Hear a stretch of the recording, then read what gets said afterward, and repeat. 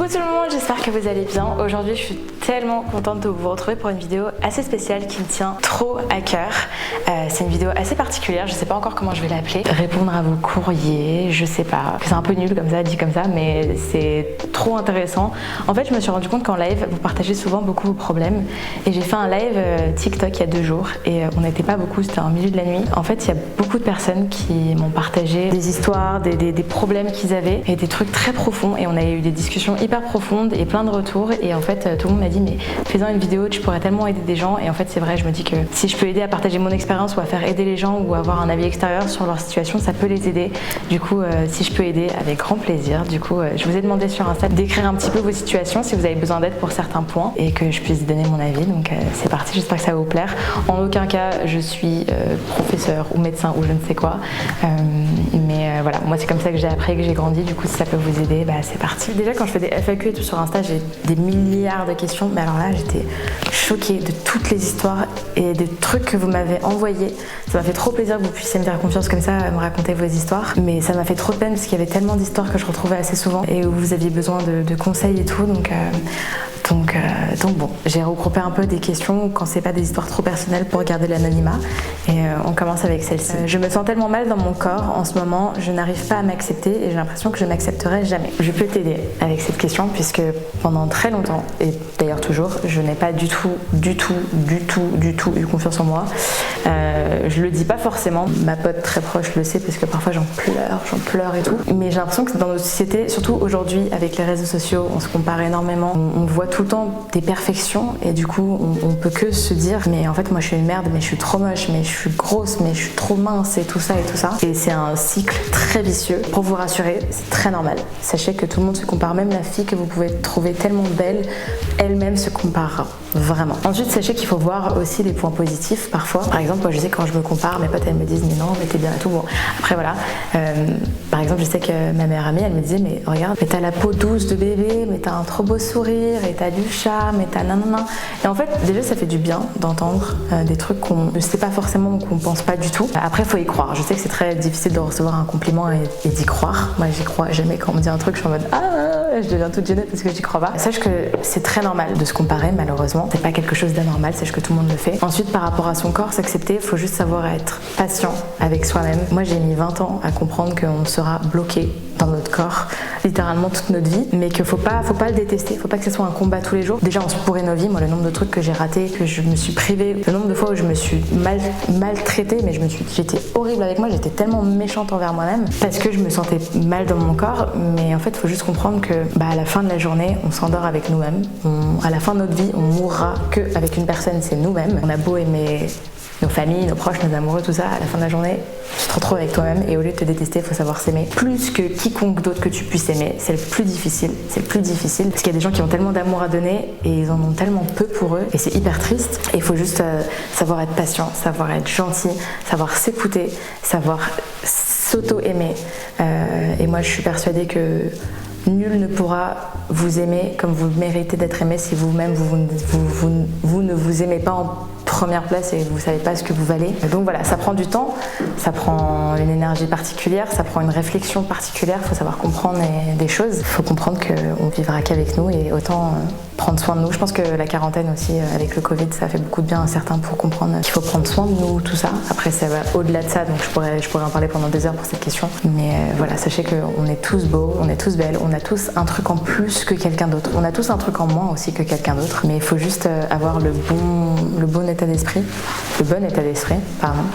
Et voilà, je parlais pendant 1000 ans. Prochaine question, je suis en couple et son ex, avec qui il a eu une relation très toxique, veut revenir dans sa vie, je ne sais pas quoi faire. J'ai eu énormément de questions par rapport aux ex toxiques, par rapport aux amis toxiques, par rapport aux copains toxiques. Alors c'est très complexe, c'est ça comme réponse parce qu'il y a des situations très particulières. Sachez que par exemple si votre copain ou un ex a une relation très spécifique avec un ex ou une personne, parfois il y a des liens qu'on ne pourra jamais comprendre. Parfois des personnes ont des liens qu'on ne pourra jamais comprendre. Après il faut faire confiance à son instinct aussi, mais il faut avoir une confiance avec son couple, avec son amitié, avec quiconque. Si tu le sens pas, si tu as un instinct bizarre, tu le sens pas, tu sens que ça va te faire plus de mal qu'autre chose, c'est horrible, mais il faut savoir arrêter une relation quand elle devient trop toxique et quand elle devient nocive pour vous. Je sais que plus c'est rempli de toxicité, de ça amène de la passion, ça amène des flammes en plus, ça amène de la fusion, ça amène de l'adrénaline, des roller coasters dans tous les sens. Mais c'est sympa au début, voilà, mais à la fin ça détruit et c'est vraiment quand tout ça c'est fini, généralement quand les relations sont finies, qu'on se rend compte que ça laisse des failles. Après ça amène aussi une certaine force, il y a des pour et des contre dans toute situation, mais il faut savoir comprendre la relation toxique. Si c'est qu'avec toi et que autour c'est normal, c'est pas normal. En fait, il faut savoir le gérer. Je peux pas dire par rapport à la situation, ça dépend totalement, mais il faut savoir vraiment s'écouter et sachez que dans tous les cas, dans toute situation qui soit, on sait très bien et parfois on se ment en nous-mêmes. On sait parfois que la relation est toxique. On sait qu'on veut croire que c'est l'amour de notre vie, que qu'on va finir notre vie ensemble et on sait au fond de nous que c'est pas vrai. Toutes ces choses-là, on le sait et on le sent et on se ment à soi-même. Donc il y a juste un stade où vous pouvez aller voir toutes les personnes du monde, vous pouvez aller voir vos amis, vous pouvez aller voir machin, et que vous, au fond de vous, vous allez savoir si c'est nécessaire de continuer, si c'est nécessaire de terminer. Et après, il faut avoir une certaine force et ça demande un certain courage, mais il n'y a que vous qui pourra savoir. Il faut juste pas se mentir à soi-même et être fort. Mais sachez que quoi qu'il en soit, donc toute situation dans laquelle vous vous retrouvez, vous avez l'impression que dans cette situation-là, c'est ce qu'il y a de plus important, c'est ce qu'il y a de plus fort, vous n'allez jamais pouvoir vous en remettre. Et je vous promets qu'un jour, ça peut mettre une semaine, ça peut mettre un mois, ça peut mettre un an, ça peut mettre 3 ans. Vous allez sortir de cette petite bulle, elle va être percée petit à petit, et vous allez vous rendre compte, et vous allez être là en mode, putain mais à l'époque, je délirais, ou à l'époque, je me faisais trop de mal. Je vous promets que quoi qu'il en soit, ça va s'arranger, et ça ira mieux pour vous. Il faut juste savoir prendre les bonnes décisions en s'écoutant d'abord en premier. Je me compare énormément, ça me gâche la vie. Alors pareil, ça va revenir avec la première question auquel j'ai reçu. Encore une fois, c'est normal de se comparer, même pas par rapport aux réseaux sociaux, mais à l'école, un peu partout, dans n'importe quelle situation, même quand tu attends chez le médecin, même quand tu vas à un casting, quand tu vas faire une activité. C'est horrible, mais c'est très humain de se comparer. Après, il y a des gens qui prennent ça comme défi, c'est-à-dire qu'en se comparant, ils vont vouloir être les meilleurs, donc ils vont se booster eux-mêmes. Moi, je sais que c'est tout le contraire. Moi, quand je commence à me comparer avec rien ne va, j'ai envie de m'enterrer et de pleurer et de parler à personne et de juste continuer à m'enterrer. Ça me booste pas du tout, moi, les trucs comme ça. Et j'ai un grand respect pour les gens qui sont tellement motivés par ça. Pour moi, c'est admiratif. Mais c'est normal de se comparer. Après, encore une fois, comme je le disais, il faut savoir comprendre qu'on a forcément des trucs que d'autres personnes n'ont pas, comme on n'a pas des trucs que d'autres personnes ont, mais si ça se prouve, tu peux voir la personne la plus heureuse de la vie et cette personne peut être encore plus malheureuse que toi. On sait vraiment jamais comment les gens sont, donc c'est humain de se comparer et je pense que parfois c'est peut-être nécessaire pour se donner un petit coup de boost, pour comprendre où est-ce qu'on veut aller ou pour se trouver. Mais après, voilà, si par exemple tu parles des réseaux sociaux, que c'est trop nocif, que tu te compares trop, que ça te met vraiment un mal-être, supprime quelques comptes Insta qui te font ça ou supprime l'application pour quelques jours. En fait, il faut s'entourer que de positifs. En général, dans la vie, il faut s'enterrer de gens positifs. Moi, j'estime que l'entourage, ma famille et mes amis les plus proches, c'est eux qui vont me construire, c'est de eux que je vais me nourrir, c'est de eux que je vais apprendre. Et pour moi, j'ai des personnes et j'ai un entourage extraordinaire, donc je peux que m'enrichir d'eux et grandir avec eux. Mais il faut avoir que des ondes positives autour de soi. Et ça passe pas sur les réseaux ou pas que avec toi-même, ça passe par ton entourage, par ta famille, par tes amis, par tout ce qui t'entoure. Tout ce qui est négatif, tout ce qui te fait du mal, faut l'enlever. Par exemple, moi, je sais qu'à c'est bête, hein, mais à une certaine période, j'écoutais que des musiques tristes et ça me mettait encore plus triste. Et je me mettais, même si j'en avais trop marre, je me mettais que des musiques qui bougeaient dans tous les sens. Et c'est des petits détails comme ça qui font toute la différence. Et du coup, voilà, c'est normal de se comparer, mais encore une fois, sachez qu'on a tous un truc que quelqu'un n'a pas. Et voilà, et on vaut tous quelque chose. Alors, j'adore cette question. J'arrive pas à tomber amoureuse, j'ai l'impression d'avoir un problème avec moi-même. Je vous dis, j'adore ça parce que moi, je pensais ça pendant très longtemps et j'ai beaucoup d'amis qui pensent ça aussi. Et parfois, je me dis, mais je sais que j'ai un cœur, je sais que j'ai tellement d'amour à donner, mais je le donne trop à d'autres personnes. Et je me dis, mais c'est pas possible, genre, je trouve pas l'amour, ça arrive pas et tout. Après, moi, c'est pas un truc auquel je vais me focaliser, je vais pas être là tous les jours, j'ai besoin d'un mec, je vais pas.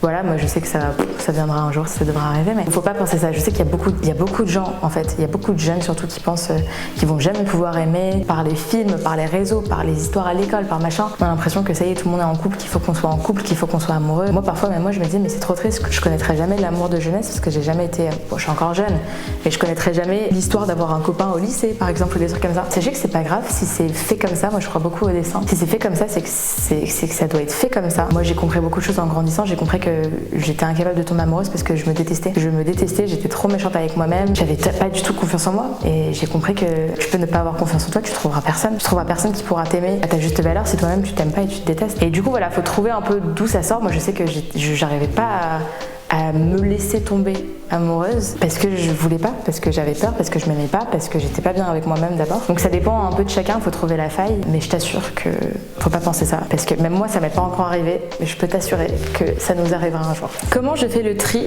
des gens autour de moi? Le temps fera le tri, sachez-le. Le temps fera le tri. Ça dépend en fait, il y a des amitiés qui vont se couper du jour au lendemain parce que disputes, parce que je sais pas.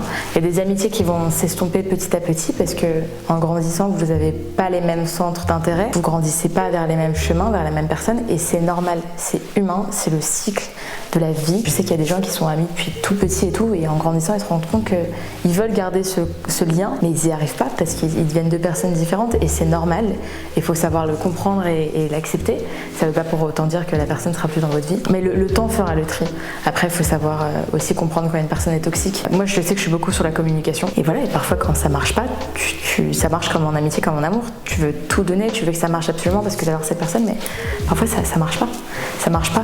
Il faut savoir comprendre que parfois toi t'attends des attentes que d'autres gens en face de toi ne comprennent même pas, et savent même pas, et n'y pensent même pas. On a tous fait différemment, mais le temps fera le tri. Et encore plus que ça, moi je sais que plus je grandis, plus j'ai un cercle de proches très très très restreint, mais plus ce lien avec ces personnes très restreintes est tellement fort qu'au final c'est magique. J'ai plein de connaissances, j'ai plein de potes, j'ai plein d'amis, mais j'ai genre 3 vrais amis, et c'est incroyable.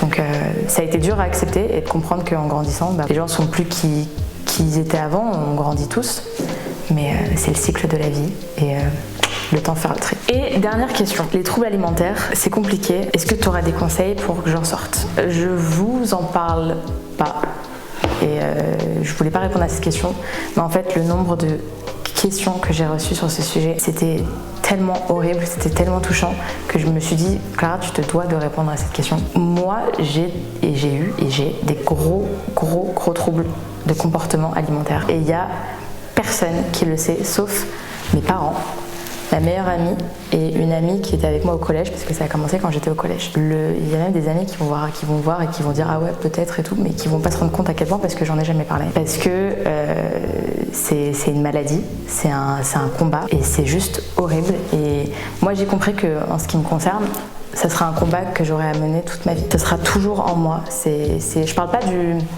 pas de pas s'aimer, pas s'accepter physiquement, je parle vraiment de troubles alimentaires, de boulimie, d'anorexie, tout ça, c'est un combat. Personne pourra comprendre à quel stade c'est pour chacun, parce qu'il y a des stades très graves, il y en a d'autres, c'est des stades moins graves, il y en a des autres, c'est juste des crises, des troubles et tout. C'est pour ça d'ailleurs que j'en ai jamais parlé, parce que en fait, t'as beau expliquer à quelqu'un, la personne en face de toi ne comprendra jamais à quel point c'est lourd, c'est grave, et c'est toujours présent.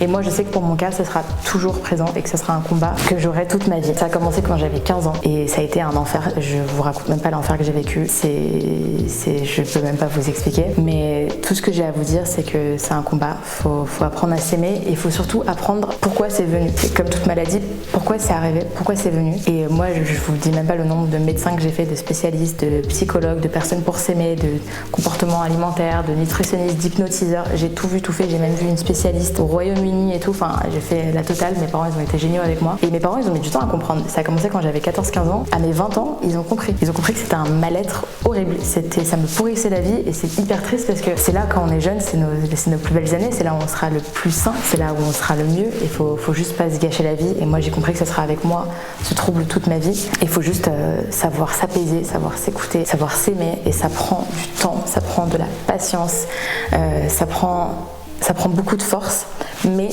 sachez que à chaque fois qu'on ressort d'une étape et que ça va mieux. Parfois je retombe, parfois je remonte, parfois je retombe, ça dépend. Par exemple, au début du confinement, j'étais reconfinée dans l'appartement de mes parents où tout ça avait commencé un petit peu, et j'étais avec ma sœur, et je refaisais des crises énormes que j'avais pas eues depuis mes 17 ans. Et c'était horrible, et j'avais mes parents au téléphone qui étaient pas avec moi, et je leur ai fait peur de ouf, ils comprenaient rien et tout, c'était horrible. Mais sachez que à chaque étape, vous ressortez plus fort, et vous aurez acquis une indulgence, une douceur, une psychologie différente face aux autres. Ça vous apporte une force que des gens n'auront jamais et ne pourront jamais comprendre. Parce que quand tu mènes un combat avec toi-même, c'est hyper dur, il faut être très fort pour en sortir. Donc si jamais il y a vraiment des gens qui veulent en parler, sachez que mes DM sont toujours ouverts par rapport à ça. C'est très abstrait d'en parler parce que, encore une fois, c'est une histoire personnelle. Chacun a ses histoires, chacun a ses combats, c'est à des grades différents. Mais tout ce que je peux dire, comme j'ai dit dans toutes ces vidéos, c'est qu'il faut savoir s'aimer, il faut savoir se comprendre, s'écouter, savoir pourquoi tout a commencé, comprendre pourquoi tout a commencé. Et moi, je suis allée voir une hypnotiseuse et j'ai compris dans ma tête. Ça a très bien marché d'ailleurs. Je pensais pas du tout que ça allait marcher, c'est très réel, ça marche très bien. Et j'ai compris certains trucs de ouf par rapport à mon enfance, par rapport à tout ça qui a fait que ça a créé tout ça. J'ai des trucs particuliers à faire quand je refais des crises. Et voilà, tout ce que je peux vous dire pour terminer cette vidéo, c'est soyez gentils avec les autres, soyez indulgents parce que vous savez jamais ce que l'autre vit et quel combat il mène, que ce soit personnel ou autre. Donc ouais, soyez gentils avec vous-même et soyez indulgents avec les autres. Et de manière générale, soyez gentils avec tout le monde. Bah voilà tout le monde, c'est tout pour cette vidéo. J'espère que j'aurais pu vous aider. J'ai l'impression que je me suis un peu répétée, que c'était un peu inutile. Mais si jamais j'ai pu vous aider ou si jamais vous voulez approfondir, sachez que mes DM sont toujours ouverts. En général, quand je fais des lives, j'adore répondre à ce genre de questions. Si vous voulez d'autres vidéos comme ceci, où je réponds à des questions plus spécifiques, parce que c'était un peu abstrait, bah pas de souci, avec plaisir. Si je peux vous aider, pour moi c'est la plus grosse récompense. Donc voilà, je vous fais d'énormes bisous. Et j'espère que vous allez bien, que vous vous portez bien. Et j'espère vous revoir très vite.